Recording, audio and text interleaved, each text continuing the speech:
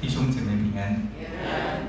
感谢主，也感谢敬拜团带领我们的敬拜，还有夫妇团契诗班的献诗。我相信不管是比较活泼的敬拜团唱赞美之学的诗歌，或是夫妇团契唱比较传统的诗歌只要我们用心灵和诚实在他面前敬拜，神都悦纳。就是不管你是唱一些比较活泼的诗歌，或是比较传统的诗歌，最重要的就是我们用心灵和诚实在他面前的敬拜。今天跟大家分享的题目是人的罪与神的义刚才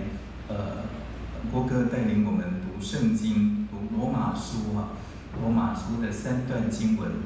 那罗马书是保罗他写的书信的第1卷，也是非常重要的一卷书那改教家约翰加尔文他曾经说过一旦明白罗马书的信息，就可以明白整本圣经的信息这个改教家约翰加尔文他曾经说，一旦明白罗马书的信息，就可以明白整本圣经的信息。罗马书对历世历代的圣徒，还有很多上帝所重用的仆人，都有决定性的影响。罗马书的信息改变他们个人的生命，也让他们在侍奉当中得到非常大的一个突破像西方的马丁路德，或是约翰卫斯理，或是中国的尼托生弟兄都对他们有非常大的一个影响。那我回想自己读圣经，刚开始读圣经，罗马书的信息也让我对自己重生得救这个事实有很好的确据那罗马书这么重要那么它的信息是什么样的信息呢？罗马书1章16到17节。罗马书1章16到17节是整卷书的序也是这一卷书的中心思想。我不以福音为耻，请我们的同工放一下经文1章的3段经文1章的16到17节，16到17节是整卷书的中心思想。我不以福音为耻，这福音本是神的大能，要救一切相信的，先是犹太人，后是希利尼人，也就是希腊人因为上帝的义在这福音上显明出来，这义是本于信，以至于信。如经上所记，义人必因信得生。罗马书的中心思想就是因信称义，因信称义，因着上帝的恩典，借着人的信耶稣基督，让我们可以白白的称义。这是罗马书的一个中心思想，就是因信称义的福音信息。对所有的基督徒来说，这是一个关乎生死存亡的一个信息。基督徒活着喜不喜乐？基督徒能够过一个得不得胜的一个生活那个关键就是我们是不是明白因信称义的福音因信称义的福音是罗马书的中心思想，也是整本圣经的中心思想，是基督教信仰跟其他宗教哲学最大的差别。世界上其他的宗教跟哲学那个精神，通通跟因信称义的福音是背道而驰的。所以罗马书1章17节，上帝的义正在这福音上显明出来，这义是本于信，以至于信。但是刚开始是信，最终是信，叫有人翻译有的翻译是始于信，也终于信，本于信，以至于信。如经上所记，义人必因信得生。这一节经文当中，信是指信什么？弟兄姐妹，这一节圣经他说信因信称义，义人必因信称义，是信什么？指的是相信2个重要的信息，一个是坏消息，一个是好消息。坏消息是什么？坏消息是人人都有罪，人人都没有办法救自己，这是坏消息接着他笑门，义人必因信得生。那个信是信2个重要的信息，一个叫做坏消息，一个叫做好消息。坏消息就是人人都有罪，人人都没办法救自己，这个叫坏消息。好消息是什么？好消息就是上帝要把他的义白白的赐给我们，这个叫好消息，这个是因信称义的意义。那因信称义的坏消息首先我们查考罗马书第1章到第3章，保罗在第1章19到21节告诉我们，外邦人、希腊人都犯了罪，虽然他们没有听过上帝的律法，但是上帝造他们有良心，身边的大自然天天向他们见证上帝的存在，但是他们依然不把上帝当上帝，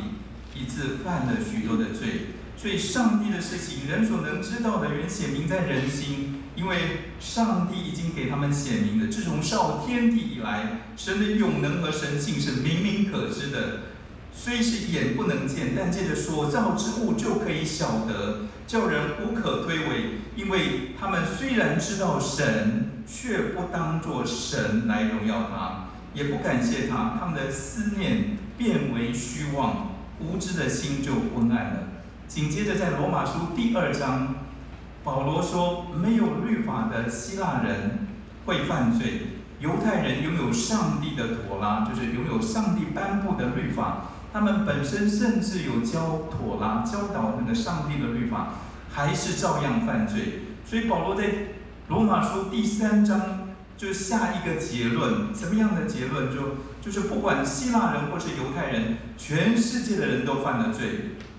犹太人和希腊人都在罪恶之下，就如经上所记，没有义人，连一个也没有，没有明白的，没有寻求上帝的，都是偏离正路，一同变为无用，没有行善的，连一个也没有，就如经上所记的，没有义人，连一个也没有。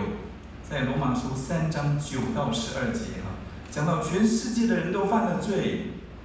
罪就是不虔不义，不虔就是不敬畏上帝，一个不虔的人就会不义，对上帝的态度错了，自然就对人的态度就错，就容易错，不义的行为就会一一的出现，不虔就生出不义。中国人有一句类似的话，就说心中无神，眼中就怎么样？无人一个人心中如果没有神，没有上帝，他就目中无人目中无人。罪人是不虔不义的人，而在一切的罪当中，最大的罪是什么？就是对自己的罪无知，不虔不义，却不知道自己不虔不义，自己是罪人，却又不知道自己是罪人。罪人对自己的罪无知，总认为自己没有问题，有问题的都是别人，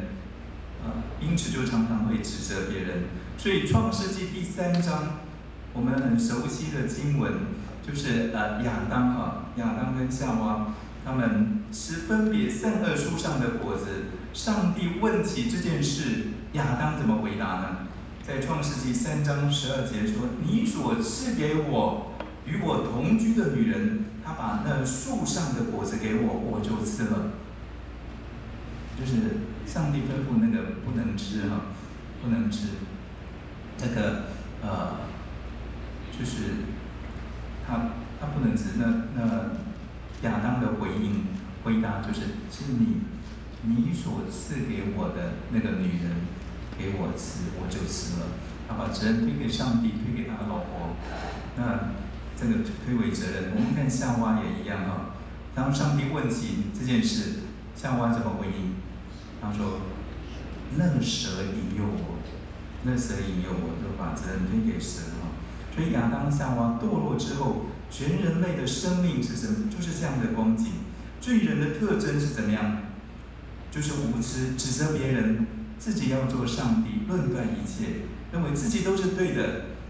那个根源就是自以为义，就是人的义。人的义离上帝的标准是非常远的。今天人类最大的问题就是在这里，人类最大的以为可以靠着自己来解决罪的问题。人类最大的问题就是在这里，以为自己能够靠自己解决罪的问题，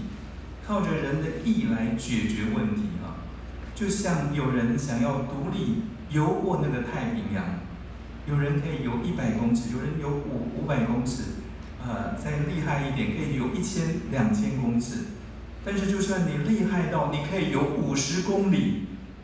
他能够独立的游过太平洋吗？有没有可能？在人看来，人跟人之间有能力的高低之分啊。但是无论是谁要独立勇渡太平洋，都是一件不可能的事情。所有的人都会淹死，所有的人呢，所以自以为意的人，就是他想要独立的游过太平洋，是一件不可能的事情。所以因信称义的好消息，因信称义的福音有2个重点，一个是坏消息，一个是好消息。坏消息就是没有人可以独立游过太平洋，通通都会淹死。好消息是什么呢？好消息就是所有的人在太平洋当中挣扎的时候，有一艘船出现了，只要愿意的人就可以上船，让船把它载到太平洋的彼岸。而这就是上帝的义，上帝的义。所以大部分的人想到上帝的义，脑子最先出现的可能是上帝的标准，可能是上帝的审判，可能是上帝的公义，上帝的判断。但是罗马书却给我们一个全然不同的定义。根据旧约的先知书，特别是以赛亚书，那个上帝的义是什么意思呢？罗马书3章21节这里说，上帝的义在律法以外已经显明了，有律法和先知为证啊，律法和先知啊，包括那个以赛亚先知为证啊，说证。上帝的义是在上帝的好消息里面彰显出来。上帝有他的标准，他自己要满足这个标准啊。上帝的义是上帝的拯救，把福音传开来拯救人。上帝的义就是上帝的拯救，上帝的慈爱，上帝的怜悯，上帝的良善。上帝的义就是他对我们这个罪人的接纳、饶恕跟赐福。上帝的义就是上帝的本性。告诉旁边的，上帝的义就是上帝的本性。上帝的义就是上帝的本性啊！上帝的本性是什么？你们有在这边有信耶稣有5年、10年、20年、30年、50年啊？你们觉得上帝的本性是什么？我们信耶稣这么久，我们敬拜非常的投入。那你认识你所敬拜的这位上帝，他的本性是什么？我们在敬拜神，不管是用比较活泼的赞美之泉，不管是用比较传统的诗歌，你所敬拜的神，他的本性是怎么样一位上帝？我们伟人哥，你觉得？爱，好，他的爱。他对你是什么爱呢？跟玉玲姐妹对你的爱有什么不一样？不管多少次都愿意原谅我。阿门。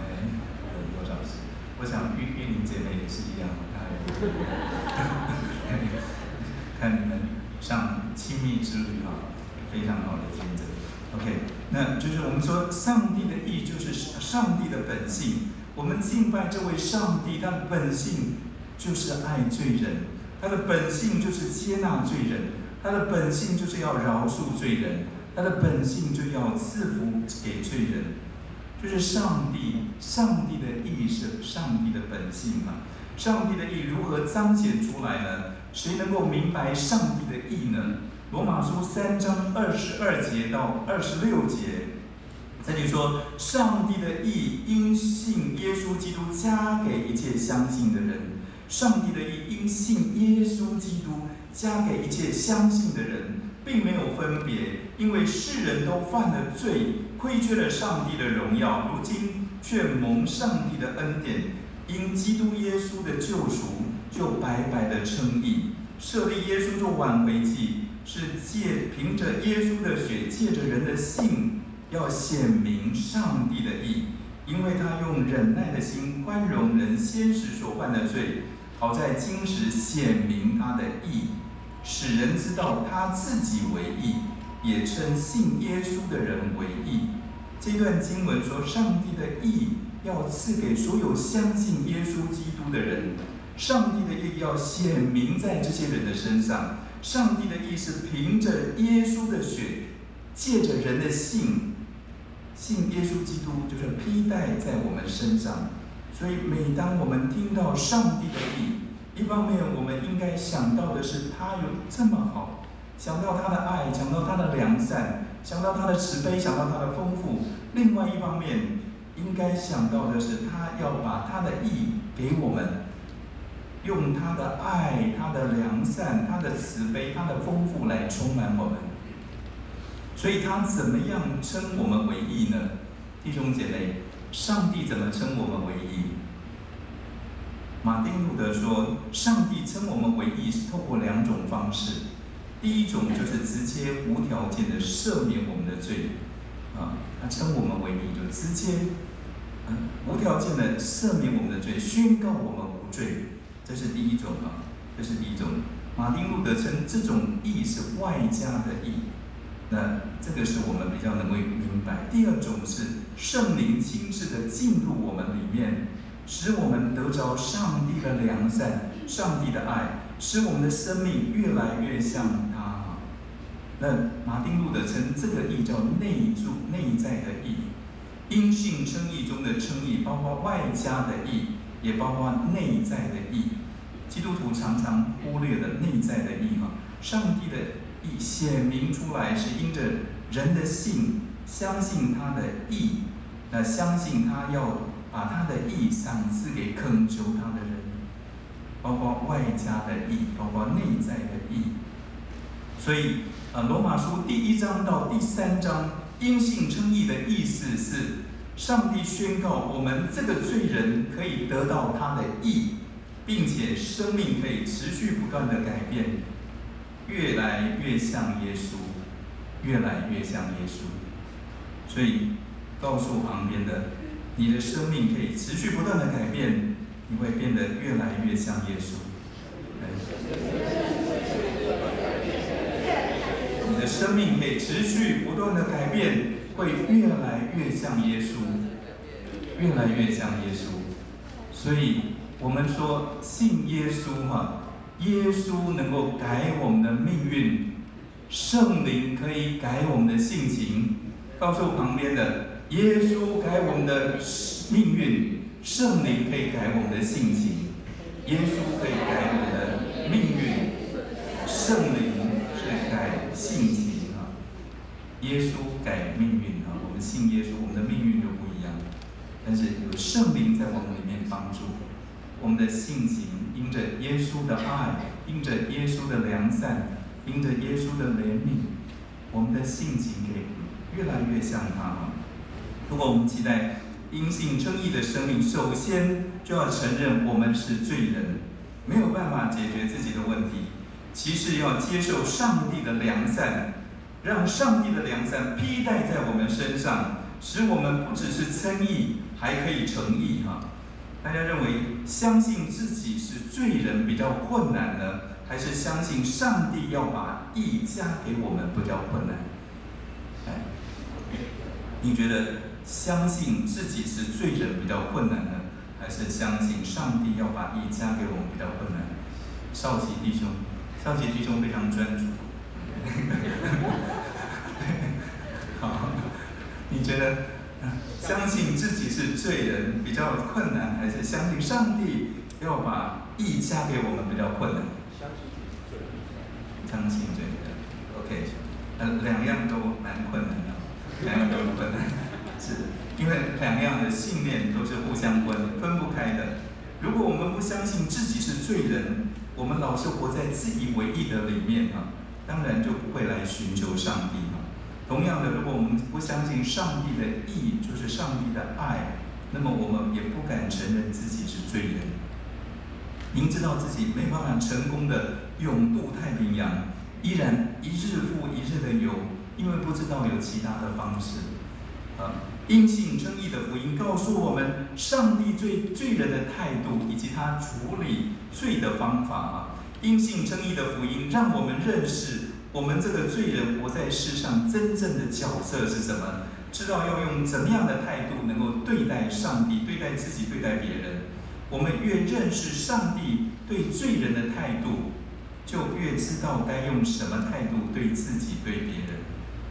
所以，我们基督徒要天天活在因信称义的福音里面。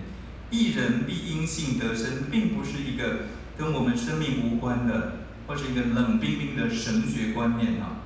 它是一个关乎我们生死存亡的一个真理，对我们每一天的生活都很重要啊。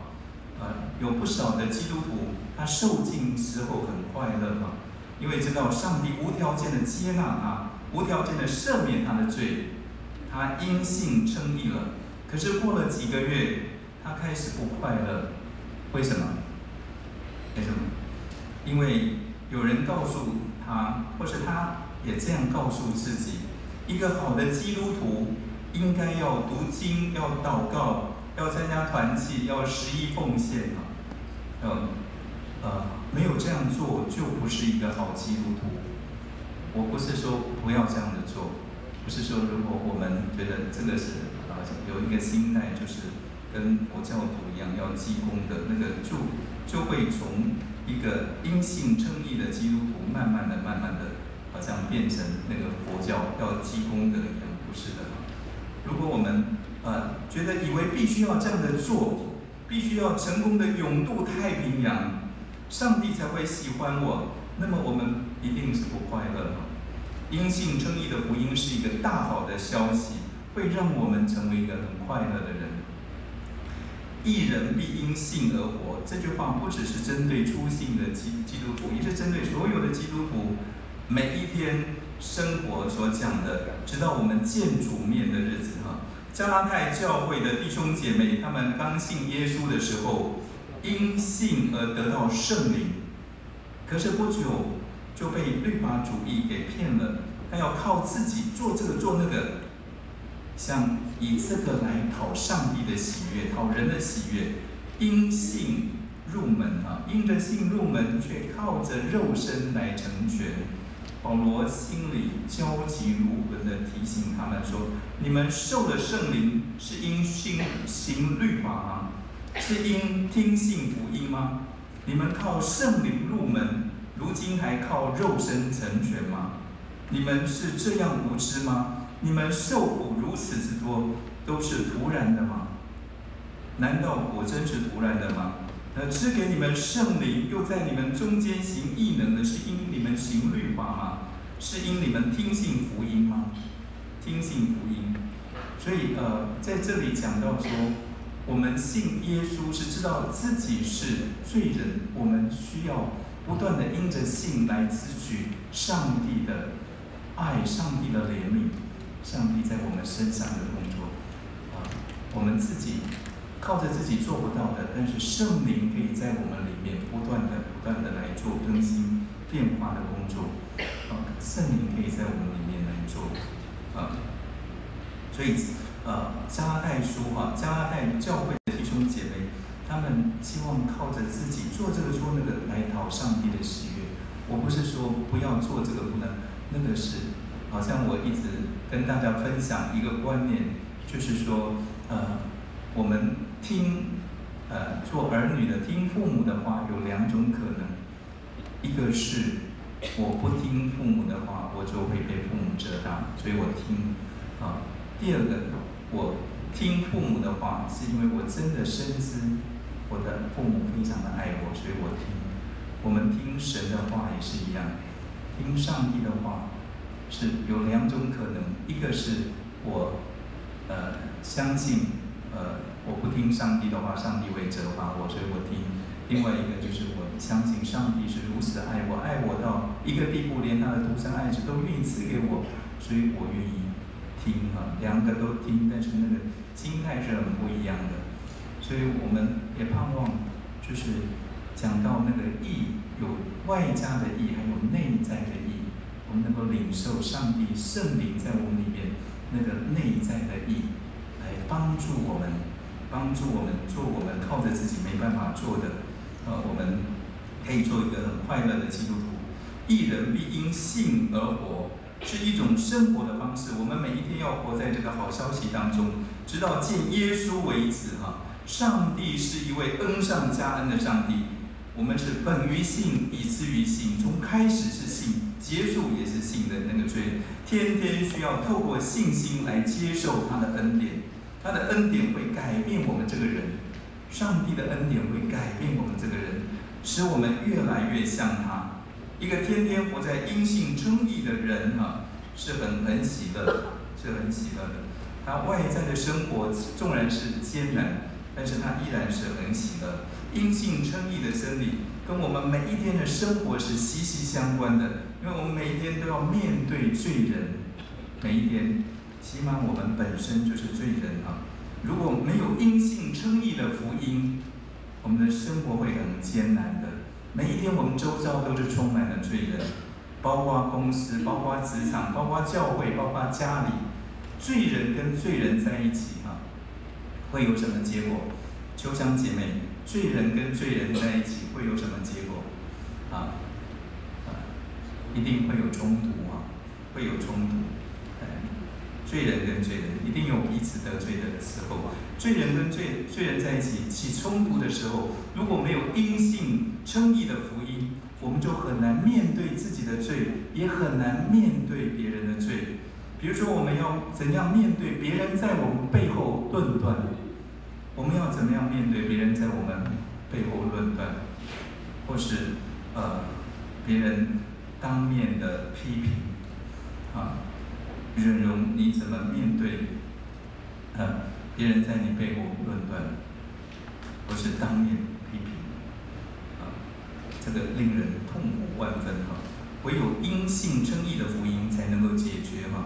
就是有一位同工一个牧者，他是在台中服事他是一个懂得因信称义的福音。有一次有一个弟兄当面跟他说：“你这个人这么差劲，你还做牧师？哇，这个人这么差劲还做牧师？如果是你你会怎么回应？牧师，你会怎么回应？”你说的对。我们牧师这个是懂得因信称义的福音因信，所以就是这个牧者懂得因信称义的福音，他静静的听完之后，他就回答说：“你说我烂，我比你想象得到的还要烂10倍。你说我烂，我比你想象得到还要烂10倍。”哇，这个弟兄听了就是蛮震惊的他本来以为这个牧者会为自己辩解但是没有想到听到这样的回答，他刹那之间好像泄了气的皮球不再有攻击的力量。所以人跟人冲突的时候，冲突容易越演越烈因为我们会用防卫的机制来保护自己，这经常会使对方更生气更生气，更想要攻击到底。一个彻底活在因信称义信息的人，不必别人讲，我们自己知道我们是罪人，但同时知道上帝依然爱我。不必别人讲，我们知道我们是罪人，但是我们同时知道上帝依然爱我，并且知道怎么样面对自己，面对别人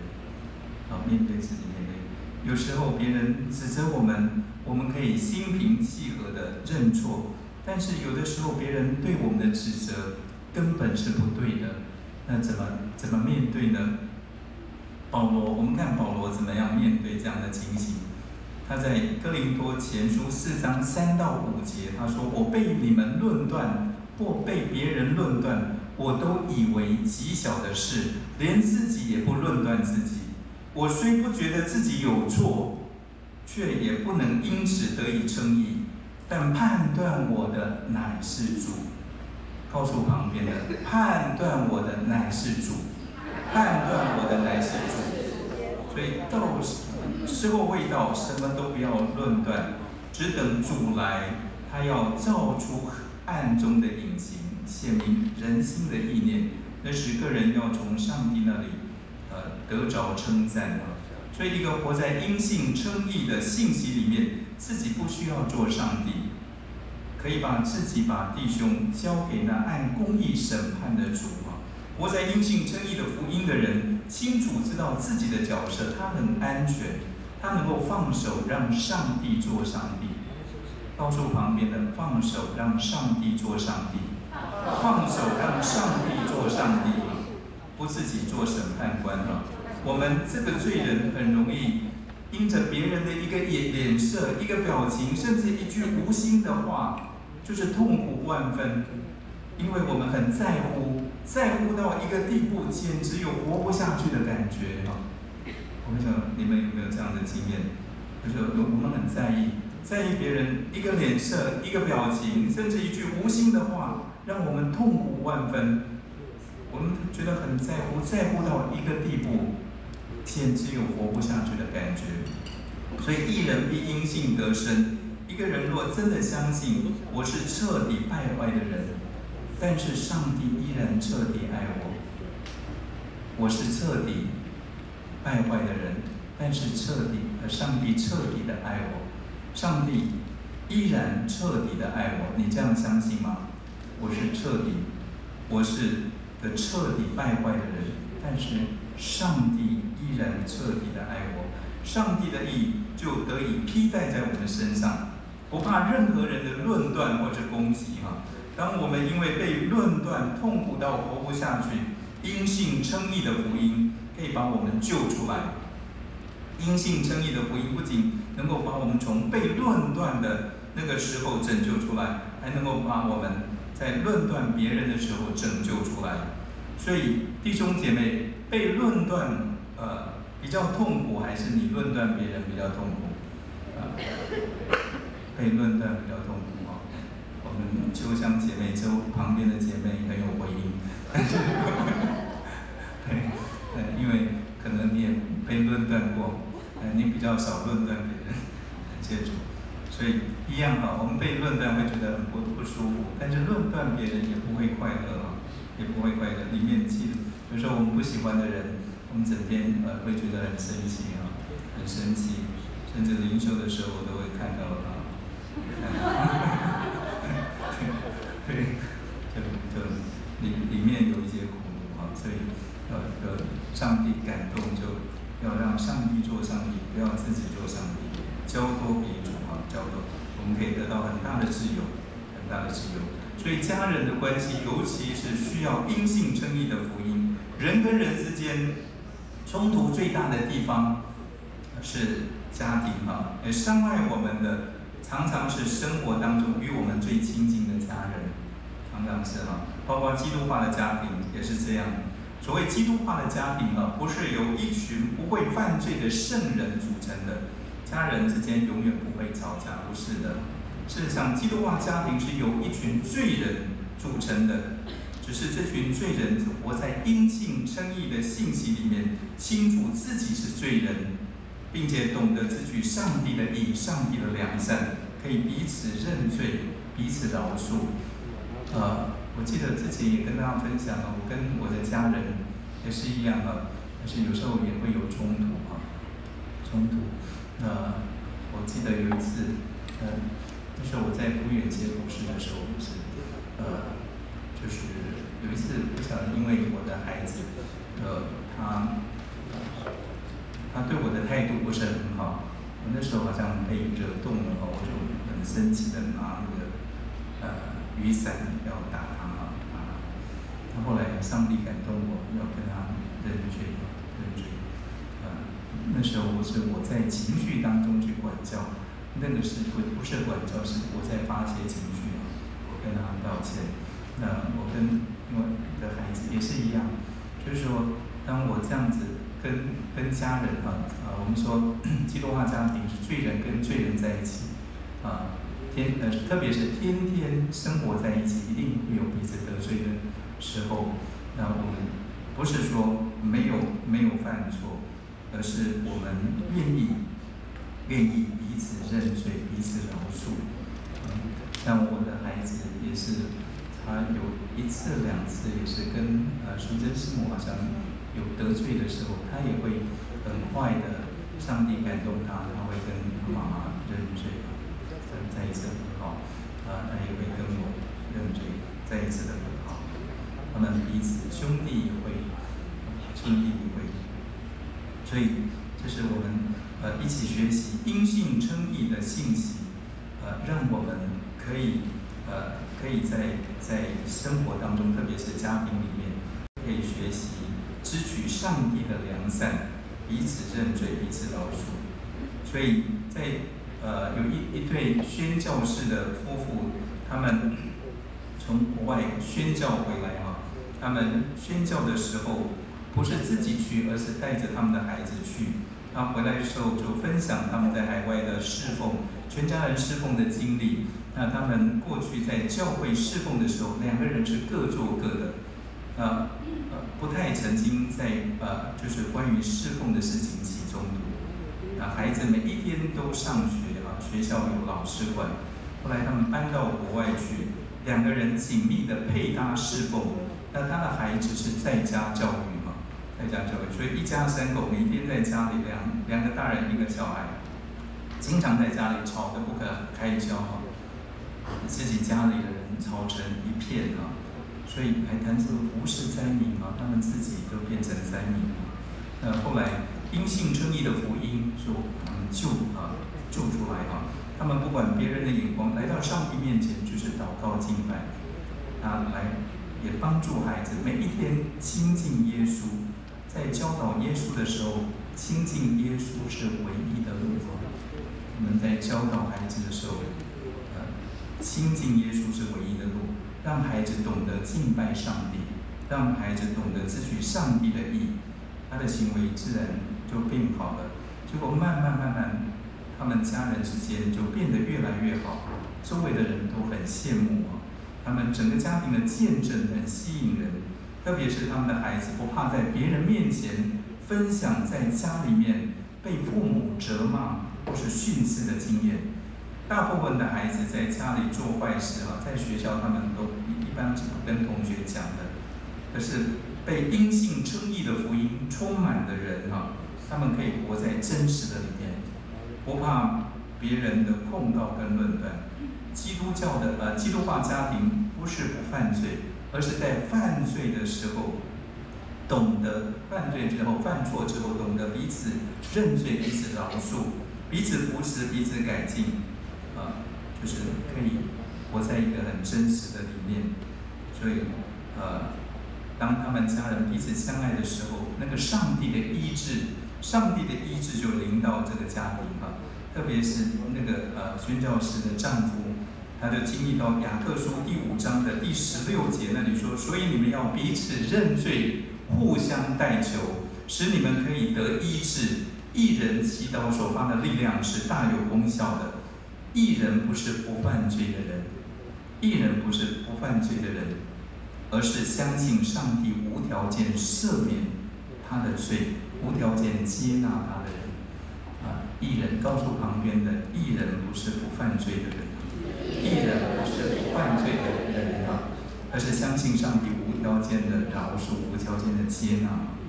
这种人的祈祷是大有果效的。所以那个丈夫他的4个指头被病毒感染，长的是不痛不痒的那个肉瘤之前在台湾的时候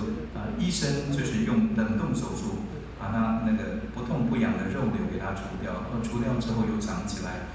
一直没有办法断根后来他到了四川去，半年时间，家人彼此认罪，互相代求，他这10根指头居然完全的好起来，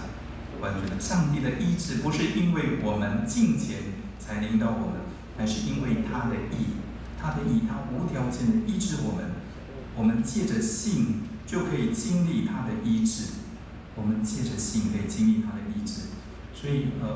我也很感动，就是我们每次我们崇拜结束牧师会抓着机会为很多弟兄姐妹祷告。我也相信他因着信，就是相信上帝的医治会领导我们不管弟兄姐妹遇到任何的难处，我们因着信来到神面前来支取他的医治能力领导医治能力领导。所以我们说我们要支取上帝的那个恩典，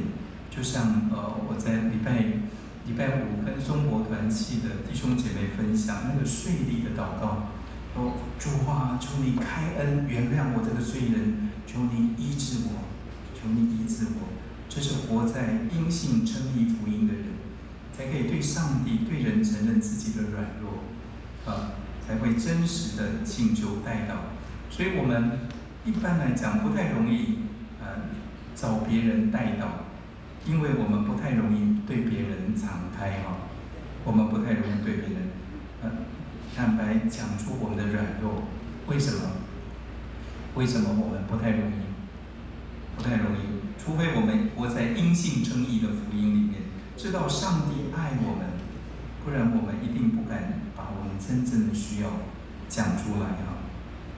所以我记得我有一年在华神上课那个时候在华神戒毒一年，有一位老师叫傅立德牧师傅立德牧师，他是教那个福音神学福音神学，他也分享他的见证他说他那时候脾气很不好，他就请教会团契主席为他的坏脾气代祷你说一个牧师他能够请会友这样代祷是很不容易。没想到这位团契主席，他就在那个团契的祷告会议当中，就大声公开的说，请大家为傅牧师的坏脾气祷告。这个傅牧师那时候听了，真的想在地上挖一个洞钻进去，但是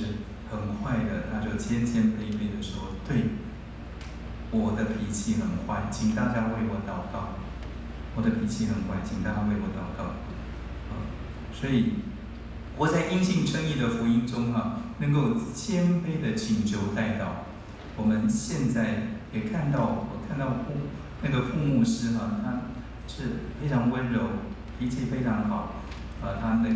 因为圣灵的生命进入到他里面，他可以结出那个温柔的果子来。所以最后我们就看到因信称义的福音是罗马书的中心思想，也是整本圣经的中心思想。基督教的信仰跟其他宗教哲学最大的差别就是在这一点真正活在因信称义的信息的人，他的祷告生活是大有能力的。这样的人知道自己是罪人，又认识上帝爱罪人，懂得借着信来支取上帝的爱，懂得借着信来支取上帝的良善，懂得借着信来支取上帝的恩典怜悯。这个义是本于信，也以至于信就是刚开始是信，结束的时候也信。义人必因信而活。我们一起来祷告，天父，我们感谢你，谢谢你透过罗马书这1到3章的讯息，来告诉我们因信称义，因着你的恩典，借着人的信心，耶稣基督让我们可以白白的成为义。这个福音是罗马书的中心思想，也是整本圣经的中心思想，也是所有基督教跟所有宗教最大的差别，也让我们看到真正活在因信称义信息里面的，我们的祷告生活能够大有能力。我们知道自己是罪人，也认识上帝你爱罪人，也帮助我们借着信来支取从你那里来的爱，借着信来支取你的良善、你的恩典、你的怜悯，让我们可以经历义人必因信而生，义人必因信而活。祷告奉靠耶稣基督的圣名，阿门。